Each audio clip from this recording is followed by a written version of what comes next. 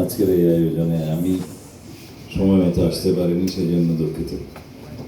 আমি মানা করেছিলাম এই জাতীয় অনুষ্ঠানে আমি কোনো সময় হয়তো ঠিক রাখতে পারবো না, তারপরও জবরদস্তি রাজি করানো হচ্ছে।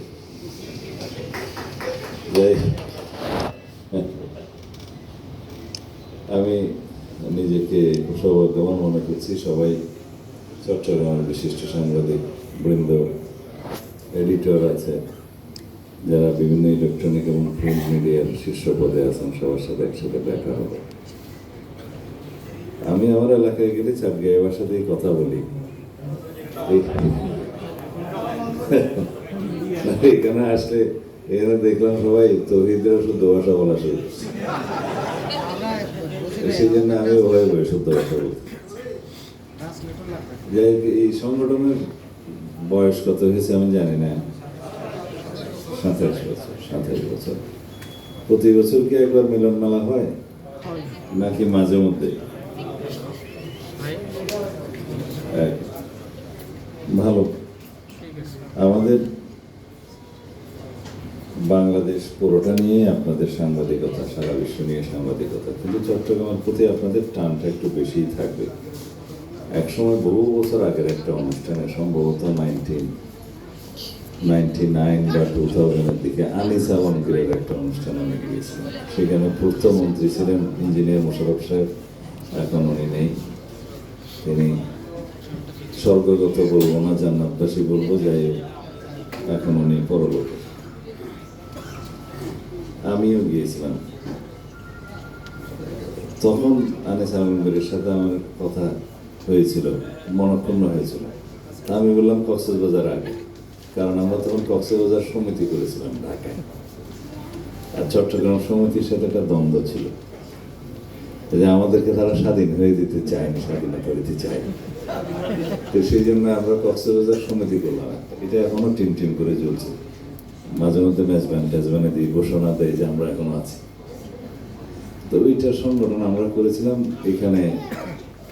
এই আওয়ামী লীগ ক্ষমতায় আসার পরে আমাদের সন্তোষরা আলাদা একটা কমিটি করলো, এখন অবশ্য কমিটি একটাই আছে। তো সবারই আঞ্চলিক একটা প্রীতি থাকে, নিজের জেলা বা নিজেদের অঞ্চল নিয়ে একটা সমিতি করার বাতিক সব দেশেই থাকে, শুধু বাংলাদেশ না, সব জায়গায় থাকে। তা আমরা বিদেশে গেলেও কেউ 14 গ্রাম কমিটি করে, কেউ নোয়াখালী সমিতি করে, ব্রিটেনে গিয়েও দেখি উপজেলা ভিত্তিক।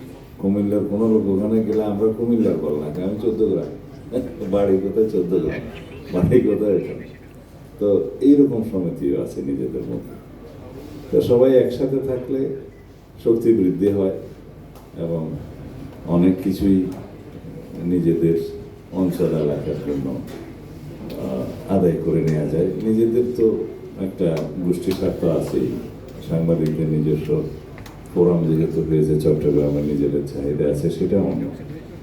তবে যে হোক, সবাই একসাথে থাকা, গেট টুগেদার, নিজেদের ভিতরে আলাপ আলোচনা করা, নিজেদের স্বার্থ সংশ্লিষ্ট বিষয়ে আলোচনা করা, সব কিছু বাদ দিলেও অ্যানুয়ালি গেট টুগেদার হয়, সবার মধ্যে দেখা সাক্ষাৎ হলো, বাদ বিনিময় হলো, এবং কোথায় কি আলোচনা করতে হবে নিজেদের স্বার্থে, এলাকার স্বার্থে, অঞ্চলের স্বার্থে, দেশের স্বার্থে, এবং সাংবাদিক বন্ধুদের নিজস্ব চাহিদা বা দেনা দরবার সব কিছু নিয়ে আলাপ আলোচনা করা যায়।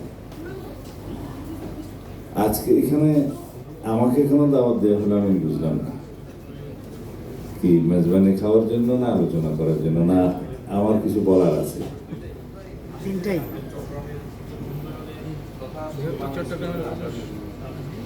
না, এখানে তো আমি প্রথম থেকে বক্তব্য মনোযোগ দিয়ে শুনতে পারিনি। এখান থেকে কি কোনো প্রস্তাব আসছে যে এই করতে হবে, করতে হবে? কিছু আসে না।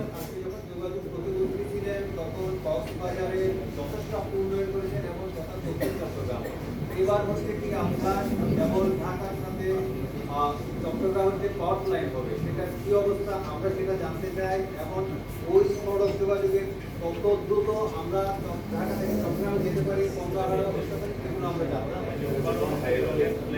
চাই। ব্যবস্থাটা পুরো বাংলাদেশে